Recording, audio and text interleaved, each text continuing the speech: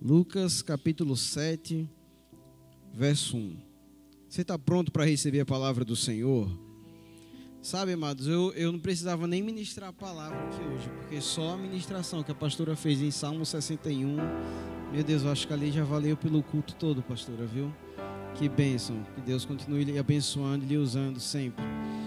Mas o Senhor preparou essa mensagem para hoje, e o interessante é que tudo que vem acontecendo no culto até agora, até a oração que foi feita no início, ela tem a ver com a mensagem. Então, Deus ele consegue conectar tudo. Deus ele consegue juntar tudo nesse lugar. Lucas capítulo 7, verso 1, a palavra do Senhor diz assim: tendo terminado de dizer tudo isso ao povo, Jesus entrou em Cafarnaum. Ali estava o servo de um centurião doente e quase à morte, a quem seu senhor estimava muito. Ele ouviu falar de Jesus e enviou-lhe alguns líderes religiosos dos judeus, pedindo-lhe que fosse curar o seu servo. Chegando-se a Jesus, suplicaram-lhe com insistência: este homem merece que lhe faças isso, porque ama a nossa nação e construiu a nossa sinagoga. Jesus foi com eles. Já estava perto da casa quando o centurião mandou amigos dizerem a Jesus: Senhor, não te incomodes, pois não mereço receber-te debaixo do meu teto. Por isso, nem me considerei digno de ir ao teu encontro, mas dize uma palavra, e o meu servo será curado. Aleluias. Pois eu também sou homem sujeito à autoridade e com soldados sob o meu comando. Digo a um vai e ele vai, a outro venha e ele vem. Digo ao meu servo faça isso e ele faz. Ao ouvir isso, Jesus admirou-se dele e voltando-se para a multidão que o seguia, disse: eu lhes digo que nem em Israel encontrei tamanha fé. Então os homens que haviam sido enviados voltaram para casa e encontraram o servo restabelecido. Glória a Deus, aleluias. Eu quero falar com a igreja hoje sobre fé. Quero falar sobre uma fé para conquistar, uma fé para que Deus possa alcançar você e a sua vida de uma forma tão poderosa que você nem imagina. E nem imagina de fato, até porque os nossos sonhos, os nossos pensamentos, nada disso é igual aos pensamentos de Deus. Enquanto nós pedimos algo ao Senhor que para a gente parece ser algo grande, para Deus é algo tão pequeno. E por isso que Ele diz que os meus sonhos, os meus pensamentos são maiores que os seus. Enquanto a gente pensa em algo desse tamanho, Deus está pensando em algo muito maior para a nossa vida. Esse é o nosso Deus. Amém? E eu quero falar sobre fé baseado nesse texto aqui do centurião. Só que antes da gente entrar no texto de fato, eu quero falar com você sobre o que é ter fé e como ter essa fé, usando o texto que a maioria dos pregadores usam para falar sobre fé, que é Hebreus capítulo 11, verso 1. Abra sua Bíblia aí. Fernando, coloca por favor uma Almeida Revista. Não põe NVI não. Eu uso o NVI, sempre que eu vou pregar ele já sabe, né? Eu uso o NVI. Mas essa mensagem eu quero ler na Almeida.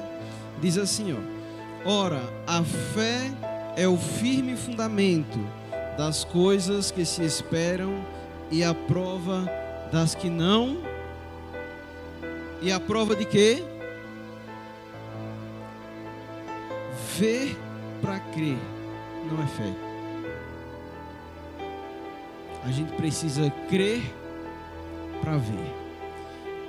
Só que eu quero falar sobre fé dividindo esse versículo aqui em duas partes, porque ele traz duas informações maravilhosas para a gente. A fé é o firme fundamento do que se espera. Gente, esperar é uma coisa chata. É ou não é? Meu Deus do céu. Eu tinha um trauma de infância. Graças a Deus passou. Mas quando eu tinha 12 anos de idade, eu lembro que eu fiquei esperando meu pai me buscar para passar o final de semana com ele. Deu 11 horas da noite, ele não chegou. 11h30 ele não chegou. Não sei nem que horas eu dormi. Eu sei que eu dormi de calça, sapato, pronto, com a mala pronta para ir para a casa do meu pai. Aquilo para mim foi terrível. E por muito tempo eu fiquei pensando no fato dele não ter ido naquele dia.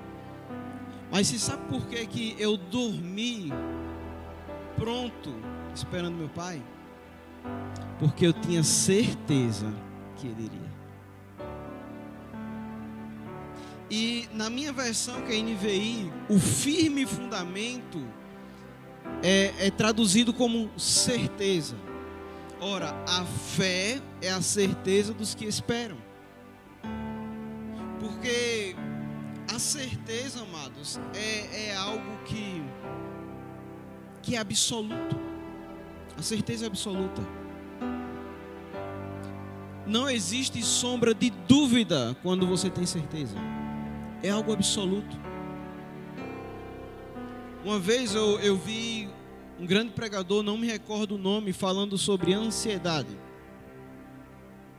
E ele falando sobre ansiedade, ele dizia que a ansiedade, ela é contrária à fé.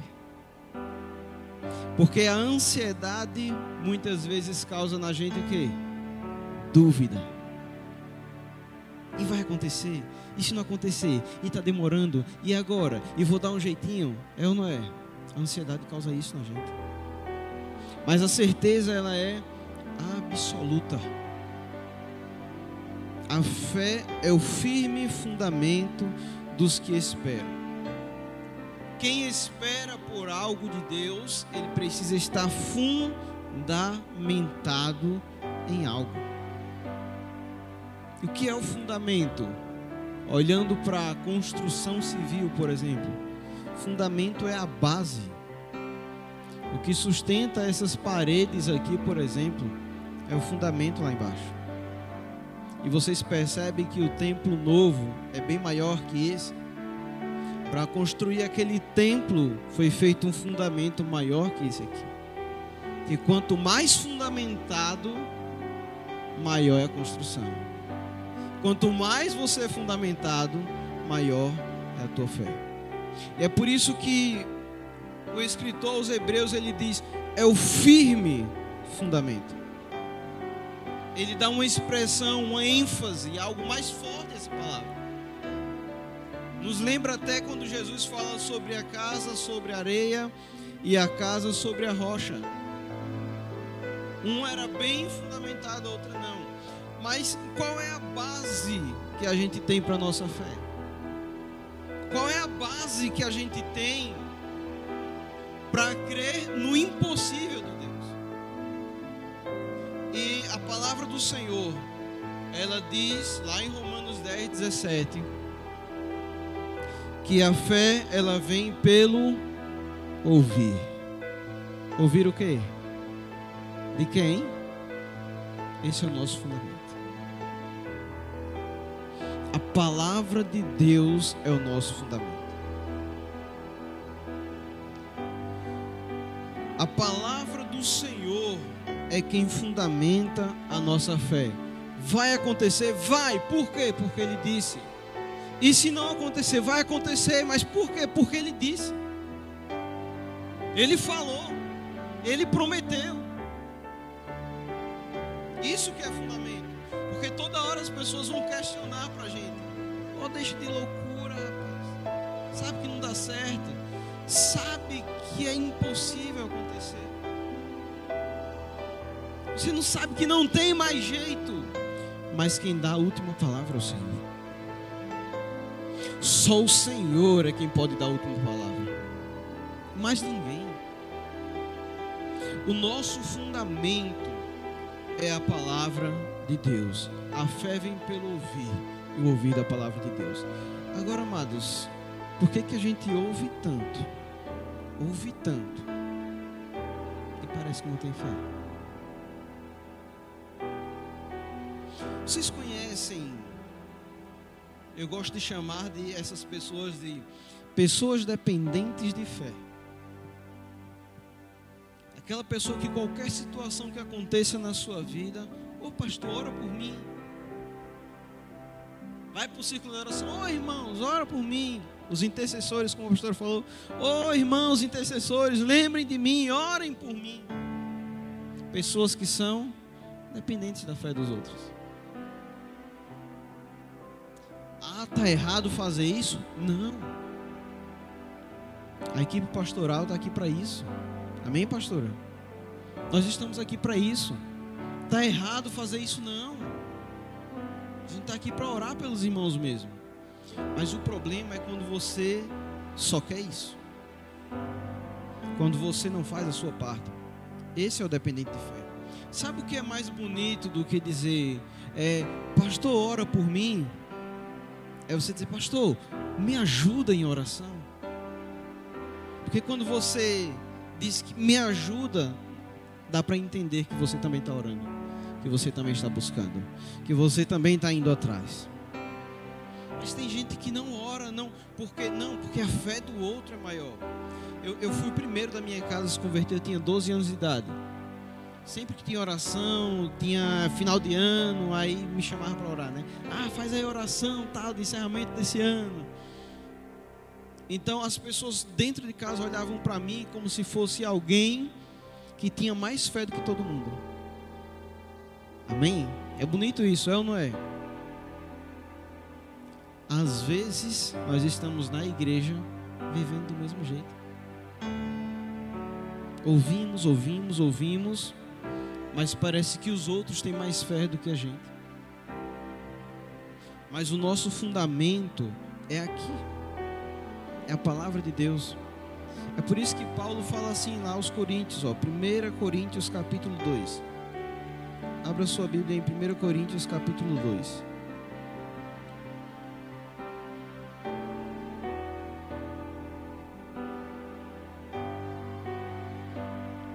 Coríntios não, amado. Hebreus capítulo 5, tá? Hebreus capítulo 5, verso 11. Glória a Deus. Olha o que o escritor aos Hebreus fala. Me acompanha, um pouquinho longo. Quanto a isso, temos muito que dizer, coisas difíceis de explicar, porque vocês se tornaram lentos em aprender. E aí esse verso 12 é algo assim que é impactante para a igreja. Embora a essa altura já devêssemos ser mestres, vocês precisam de alguém que lhes ensine novamente os princípios elementares da palavra de Deus. Deixa eu só dar uma pausa aqui, eu continuo já.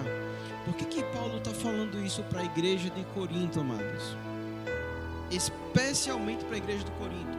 Porque a igreja de Corinto não era uma igreja nova. Era uma igreja que já tinha tempo. Muito tempo de fé. A igreja de Corinto já tinha passado por outros pastores. E a igreja de Corinto, segundo Paulo, era a igreja que era visível todos os dons. Era uma igreja que você chega a dizer, aqui tem tudo, aqui tem cura, aqui tem milagre, tem maravilha, tem línguas, e o irmão lá está profetizando, aqui tem tudo.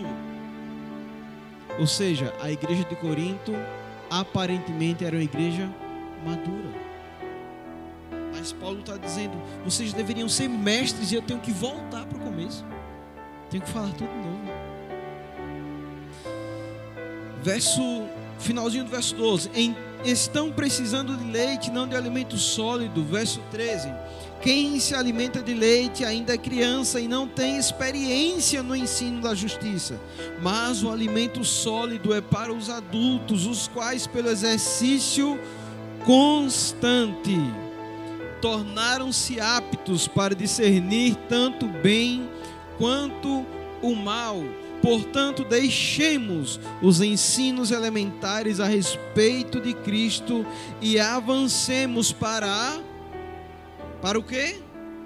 Maturidade, sem lançar novamente o fundamento. Vamos avançar, vamos crescer, vamos amadurecer. É isso que ele está falando. A gente não precisa estar repetindo as mesmas coisas, mas vão em busca do Senhor. Se prostrem diante do Senhor. Creia no que Deus pode fazer e vai fazer na sua vida. É isso que o escritor está falando. Ele está dizendo, olha, nós temos que lançar novamente fundamento. Não, tem que ensinar tudo de novo. Ensinar sobre arrependimento, ensinar sobre atos que conduzem à morte, ensinar sobre fé em Deus, ensinar sobre batismo, sobre essas coisas. Não precisa, não deveria ser necessário. Então, amados, a fé é para quem tem maturidade. Sabe o que é interessante? É que não existe uma medida de fé. Não existe uma medida de fé. Ah, porque fulano tem mais fé do que eu. Não existe isso. A palavra do Senhor diz que se ela for do tamanho de um grão de mostarda. E sabe por que não existe? Porque assim como a certeza, a fé é absoluta. Ou você tem, ou você não tem. Ou você crê, ou você não crê. A fé é essa certeza. E na continuação do versículo de Hebreus, capítulo 11, verso 1, ele diz que a fé é a prova do que não se vê. Você tem como explicar algo que você não vê? Você tem como explicar algo que é invisível aos olhos? Não tem explicação. Só a fé. Só a fé. Uma vez eu vi uma historinha de um rapaz dizendo que estava falando para o outro sobre a Bíblia, ensinando a palavra de Deus. Aí o outro disse assim: rapaz, deixa de ser tolo. Tu ainda acredita nesse negócio de Jesus, de Bíblia? Tu acredita mesmo que, por exemplo, uma baleia engoliu um homem? Aí aquele irmãozinho olha para aquele rapaz e diz: meu irmão, se a Bíblia falasse que o homem engoliu a baleia, eu ainda ia acreditar. Isso é fé, porque ele disse. Deixa eu lhe dizer, o que é invisível aos olhos é inexplicável. A ciência, ela pode tentar de várias formas explicar sobre a fé, explicar sobre criação do mundo, explicar sobre várias coisas que acontecem, mas ela não vai conseguir. Porque isso a gente só consegue crer. Só tem como crer. Até eles se confundem, porque alguns ateus, agora está na moda dos agnósticos, né? Está na moda agora. Até eles dizem: não, mas a gente não consegue dizer que Deus não existe, porque por mais que a gente estude, por mais que a gente busque uma forma, o universo é algo tão complexo que não existe explicação. E a gente consegue acreditar que alguém tão poderoso construiu esse universo. Quem é? Não sei. Mas a gente não consegue dizer que Deus não existe. E o que é isso? Prova. Prova daquilo que nós não vemos. É isso que é a fé. Você está entendendo, amado? Eu quero que você, em nome de Jesus, saia daqui com essa certeza.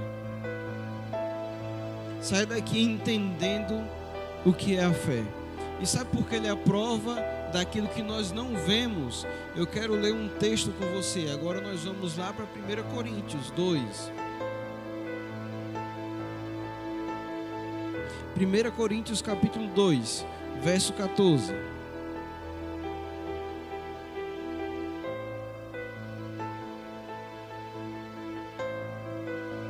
Aleluias. Quem não tem o Espírito não aceita as coisas do Espírito de Deus, pois lhes são loucura e não é capaz de entendê-las, porque elas são discernidas como? São discernidas como? Glória a Deus. Mais uma vez, são discernidas como? Entenda em nome de Jesus. O que é espiritual, só quem é espiritual consegue entender. Aleluias. Como é que eu vou explicar Deus? Meu irmão, não tenho como te explicar Deus. Só sentindo Deus. Porque o próprio texto diz assim, ó, lá no verso 16: quem conheceu a mente do Senhor não tem como explicar Deus. Ou você crê, ou você não crê. Ou você tem fé, ou você não tem. E essa é a prova daquilo que nós não vemos. Você não consegue ver Deus, mas você consegue provar Deus pelo que você sente. E deixa eu ir um pouco mais profundo aqui. Você que já serve ao Senhor há algum tempo, para pensar só um instantinho. Quantas coisas Deus já fez na sua vida? Quantas coisas você olhou e disse: meu Deus, e agora? O que é que vai acontecer? Eu não sei mais o que vai acontecer. E Deus foi lá e deu livramento. Deus deu escape. Ah, Deus, eu não tenho mais o que comer. Eu não tenho mais dinheiro para nada. Deus vai lá e abençoa e abre porta. Ah, Deus, porque o médico desenganou. Ele disse que não tinha cura para mim. E hoje você está aqui, para a honra e glória do nome do Senhor Jesus. Ah, comigo aconteceu porque meu filho estava preso lá nas drogas e não tinha jeito, era um caso perdido. Mas hoje teu filho é servo do Senhor. Eu não estou querendo tocar em ferida, não. Só estou querendo que você lembre de uma realidade. De repente você viveu um casamento abusivo. Teu esposo, por exemplo, maltratava você. E quando você creu no Senhor, você disse assim: ah, mas eu queria tanto que o Senhor salvasse meu esposo. Mas todo mundo olhava para ele e falava: é um caso perdido. Talvez você mesmo olhasse para ele e falasse: é um caso perdido. Não deixa nem eu ir para a igreja. Hoje o teu esposo é servo do Senhor. Quem fez isso, amado? Deus. Deus não se explica. Ou você crê ou você não crê. Ou você espera nele ou você não espera nele. Agora, quando eu olho para a fé, eu consigo pensar em duas coisas. Uma que Tiago fala que a fé sem as obras ela é morta. E outra que Paulo, lá para os Romanos, ele diz que o justo vive da fé. E quando eu olho para esses dois homens de Deus, o que eu consigo entender é que a fé, ela precisa ser carregada de obras. Uma depende da outra. Uma depende da outra. E a gente pode olhar para alguém como Tiago, por exemplo, que ele cita sobre obras de caridade. Mas agora eu quero que você entenda que obras de fé que eu estou falando aqui não é somente obras de caridade. Claro, tudo isso tem a ver. Porque não adianta, por exemplo, você dizer que ama seu irmão, que ora pelo seu irmão, que quer que Deus mate a fome do seu irmão e você não abre a mão para abençoar, quando Deus está querendo usar você para abençoar. Então, claro que isso tem a ver. Não tem lógica, por exemplo, você ora pedindo a Deus para te livrar disso e daquilo, e quando chega na hora do governo, de uma eleição, você vota em quem é contra o que você crê. Então não tem como a gente não pensar nisso. Mas eu quero que você pense aqui sobre obras de fé, atitudes de fé. Uma fé que parece até ser contraditória, mas uma fé racional. Por isso que eu digo que a fé sem a obras, alguém que não tem atitude de fé, ela não tem fé. Deixa eu te dar um exemplo bem claro, que eu acho que eu estou complicando a sua cabeça, deixando você meio doidinho, tá dizendo, esse cara é meio maluco, né? Sabe que quando alguém vai fazer um vestibular, por exemplo, tem pessoas que quando vai fazer o vestibular, ora, né? Ora bastante, mas não. Aí você diz, cara, tu vai fazer vestibular amanhã, vou lá. Eu orei tanto, Deus vai me abençoar. Deus vai fazer um milagre, eu vou passar na prova. Tolo. É o que você é. Ah, pastor, você está jogando terra. Não estou jogando terra. Estou dizendo que isso é tolice. Se Deus quiser, Ele faz. Mas deixa eu dizer uma coisa para você, em nome de Jesus. Deus é justo. Você não estudou. Você não estudou. Enquanto você estava apenas orando, tinha aquele cidadão que nem crê em Deus, mas estava lá o ano todinho com as caras no livro. Aí vai e passa. Ah, Deus, porque eu não aceito, porque eu orei tanto e aquele ali é um incrédulo. Deus é justo. E o sol nasce igual para todo mundo. Amém? É isso que eu falo sobre atitude. E é isso que nós vemos nesse homem que nós lemos no início. Atitude de fé. Se a gente for olhar para os milagres de Jesus, as pessoas que mais impressionaram Jesus, olha o que eu estou falando, impressionar Jesus não é fácil. As pessoas que mais impressionaram Jesus são justamente aquelas pessoas que elas tiveram uma atitude diferenciada mediante a sua fé. Deixa eu dar um exemplo. A mulher cananeia vai lá, Senhor, cura minha filha, faz um milagre. E aí Jesus diz, não, moça, eu não posso, porque não é certo tirar a comida dos filhos e dar aos cachorrinhos. Vocês lembram a resposta daquela mulher? Ah, Senhor, mas até os cachorrinhos comem as migalhas que caem na mesa dos seus donos. Gente, sabe por que isso é impressionante? Aquela mulher estava dizendo, Senhor, eu não preciso de muito, eu só preciso de um pouquinho, de uma migalha. Se o Senhor me der só um pouquinho, o milagre vai acontecer. Atitude. Outra pessoa que chama a atenção de Jesus, a mulher do fluxo de sangue. Aquela mulher não podia nem estar ali, gente. Era proibido por lei. Ela poderia ser morta. Aquela mulher tentou de tudo, mas ela ouviu falar de Jesus. Porque a fé vem pelo... Ela ouviu falar de Jesus e ela foi ao encontro dele. Ela vence toda barreira, ela vence preconceito, ela vence a multidão, ela vence tudo. Apenas para chamar Jesus e dizer, Jesus, me cura. Foi isso? Apenas para tocar no seu manto. Porque ela acreditava assim, ó, se eu apenas tocar, se eu apenas chegar perto e tocar no manto dele, eu serei curado. E sabe por que isso impressiona o Senhor? Porque quando ela toca, a palavra de Deus diz que sai poder dentro de Jesus.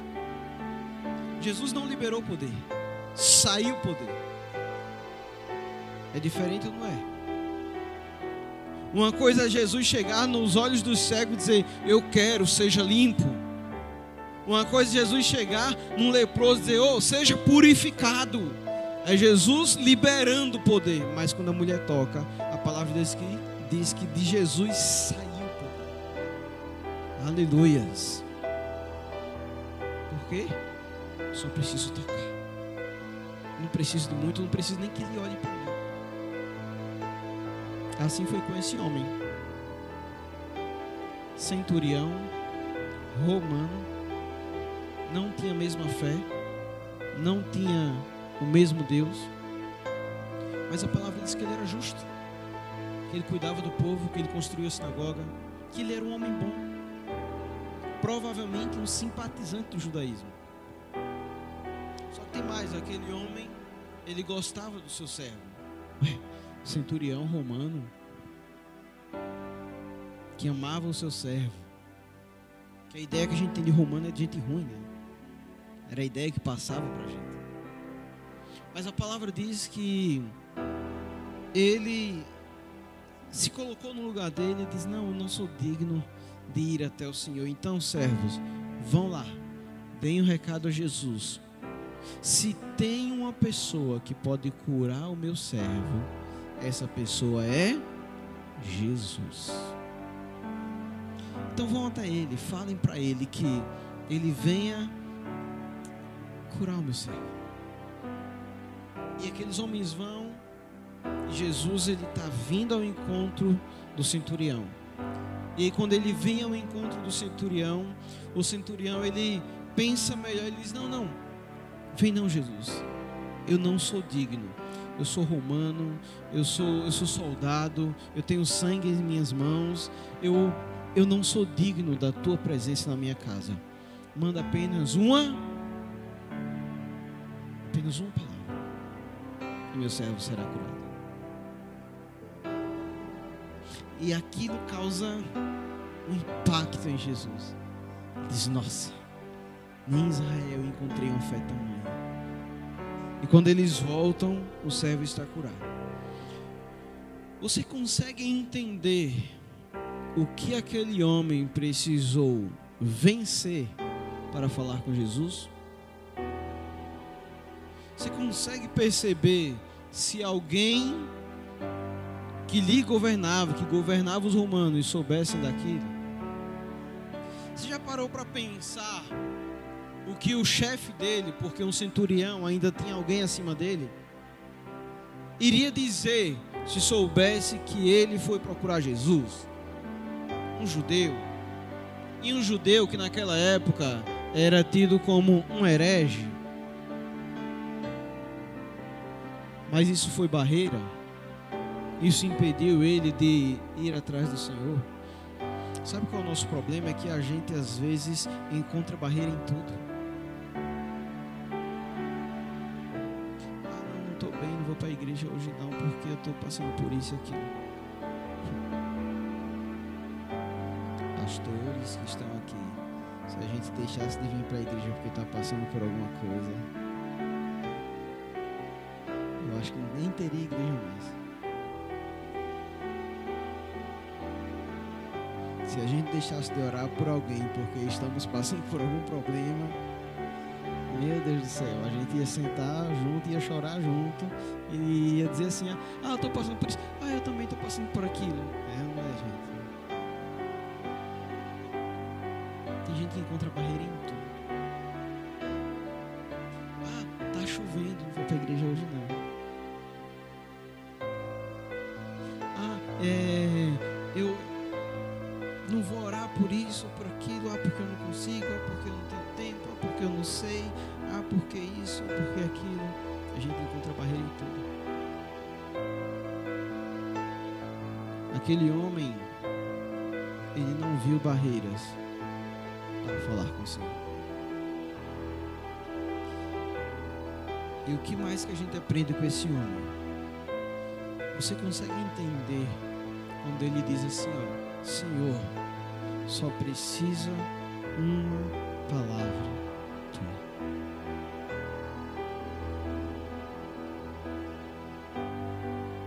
Só precisa uma palavra tua. E às vezes o pastor, a pastora vai fazer uma oração aqui. Aí a pessoa diz: será que vai mesmo? Mas será que vai acontecer mesmo? Tem fé. Deixa eu dizer mais. Chamo para orar. E porque o pastor não tocou na cabeça daquela pessoa, tocou na cabeça de todo mundo, mas não esqueceu de mim, não vai acontecer. E aquele homem está dizendo: Senhor, só uma palavra tua. Sabe por quê? Aquele homem não dependia da fé dos outros. Ele tinha fé. Ele acreditava. Ele acreditava que ia acontecer, independente de qualquer coisa. E sabe por que ele diz isso também? Porque aquele homem, ele tinha um princípio dentro dele que era muito importante, que era primordial. Um princípio de autoridade, um princípio de honra. Aquele homem era soldado, ele era centurião. E ele diz assim para Jesus: não, Jesus, não precisa vir, só precisa uma palavra tua, sabe? Eu sou. Deixa eu abrir o texto aqui para vocês. Lucas capítulo 7.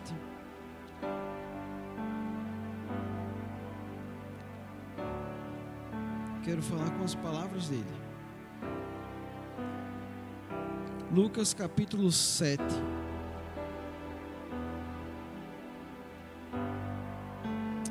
Aleluias.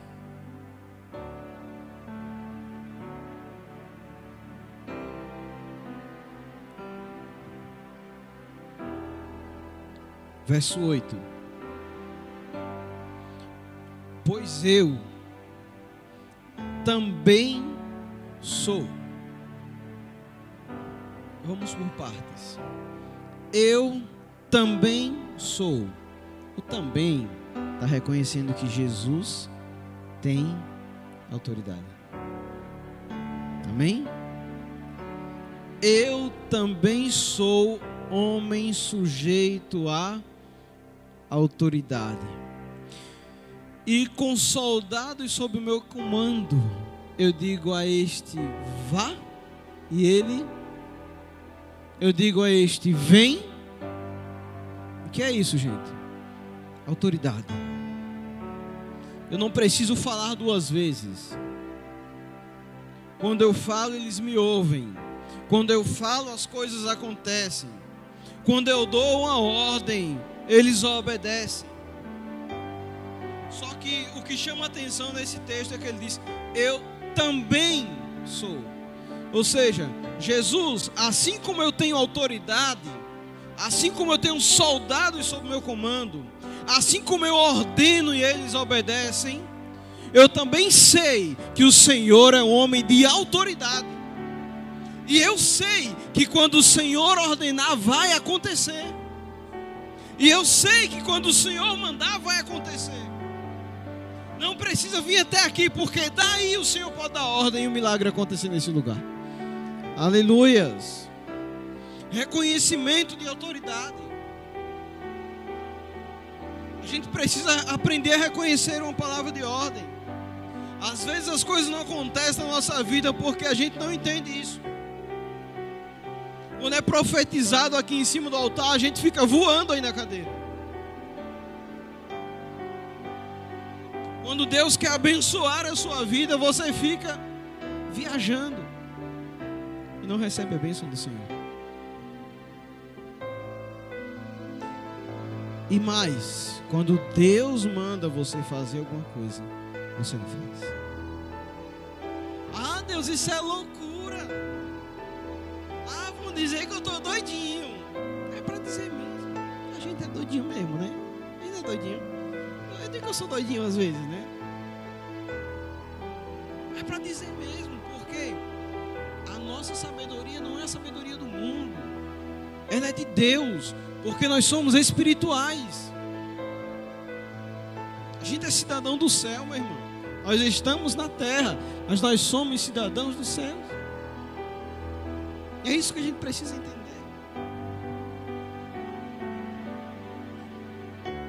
Um milagre pode acontecer na sua vida, e ele vai acontecer na sua vida quando você entregar de fato nas mãos do Senhor. E sabe por que eu digo de fato? Porque às vezes a gente diz, não, eu entreguei a minha vida nas mãos de Deus. Só que a gente não aceita a decisão de Deus. A gente não aceita a escolha de Deus. Ou a gente tenta dar o nosso jeitinho, né? Tenta dar o nosso jeitinho. Que até na fé a gente quer ser brasileiro, né? Dá um jeitinho para tudo. Quer ajudar Deus. Deus não precisa de ajuda. Eclesiastes 3, que a pastora falou aqui. Há tempo para todo propósito debaixo dos... E aí tem um segredinho nesse texto, que ele diz assim, ó: há tempo de plantar e tempo de quê? O que é que você faz no tempo de plantar? Hein? O que é que você faz no tempo de plantar, gente? Você planta. E depois que você planta, pode aguardar a colheita. Mas tem gente que nem planta e quer colher. Tem gente que quer pular etapas na vida. Em nome de Jesus, hoje é tempo de orar, é tempo de clamar, é tempo de buscar o Senhor. Mas vai chegar o tempo do Senhor abençoar a sua vida. Você só precisa esperar que a colheita vai chegar. Em nome de Jesus. Eu quero ilustrar a fé para encerrar da seguinte maneira. Conta-se que certa vez um homem, ele queria escalar uma grande montanha. Ele queria bater um recorde. E era um tempo que estava tendo nevasca, estava tendo muito frio. E ninguém queria ajudá-lo nessa loucura. Ele disse, não, a gente vai conseguir, vai dar certo e tal. Ele disse, não vou. E aquele homem disse, então vou escalar sozinho. E todo mundo avisou ele, não vai, está perigoso, está nevando, não vai dar certo, você está sozinho. Mas aquele homem teimou e disse, não, eu vou. Ele sobe a montanha sozinho, ele vai escalando. Quando chega lá em cima, ele pisa em falso e ele começa a descer. Montanha abaixo. Vai descendo em queda livre. E quando ele vai descendo, era noite, tudo escuro, não dava para ver nada. Ele descendo em queda livre, de repente ele sente um puxão. Ele fica pendurado de cabeça para baixo. Só que a escuridão era muito densa. Ele não enxergava um palmo à sua frente. À noite, frio, pendurado em uma montanha, só resta uma coisa. O que a gente faz num momento desse? A gente clamar e dizer, Deus me ajuda. Deus me tira dessa situação. Deus salva a minha vida. Deus não me deixe morrer. Deus me livra. E a gente é desse jeito, né? A gente está na última, está na pior. A gente fica clamando, Deus me livra. Deus faz isso, Deus faz aquilo. E assim estava aquele homem. E quando ele estava clamando, ele ouviu uma voz que dizia assim, corta a corda. E quando ele ouviu essa voz, ele pensou e disse, nossa, eu não enxergo um palmo na minha frente. Isso é loucura. Se eu cortar essa corda, eu vou cair, eu vou morrer. Que loucura. E o que foi que aquele homem fez? Ele continuou orando. Deus me livra. Deus, que loucura cortar a corda. Não é. Essa não é a solução. Dá um jeito, salva a minha vida. Me tira dessa situação. E mais uma vez ele escuta uma voz dizendo, corta. Ele parou, pensou, refletiu, mas disse, não tem lógica. Eu estou pendurado de cabeça para baixo. Se eu cortar a corda, eu vou morrer. E ele continua a sua oração, porque era loucura, gente. Às vezes parece loucura, mas se é de Deus, faz em nome de Jesus. No dia seguinte, passou a tempestade, passou tudo, e aí aquele homem foi encontrado morto, pendurado, de cabeça para baixo, a 1 metro do chão. Se ele tivesse cortado a corda, ele teria se salvado. Eu fui simples para você. Às vezes a gente só precisa cortar a corda, né? Às vezes a gente só precisa dar um passo de fé. Não precisa ter escada, não precisa ter ponte, não precisa ter nada disso. Você só precisa dar um passo. Porque quando você dá um passo, o Senhor vai colocando a ponta. Amém?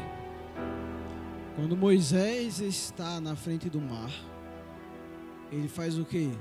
Deus, a gente vai morrer. Aí Deus diz o que para ele? Por que você clama a mim, Moisés? Diga ao povo que só precisava marchar. Outra situação nós vamos encontrar lá na frente. Quando Josué está na frente do mar, na frente do Jordão. E aí ele vai clamar ao Senhor, dizer, Deus, mas como nós vamos atravessar isso aqui? Ele diz, põe o teu pé na... Só precisa colocar o pé na água. O rio secou. Quando você dá um passo de fé, Deus vai fazer coisas grandiosas na sua vida. Você só precisa crer. Amém?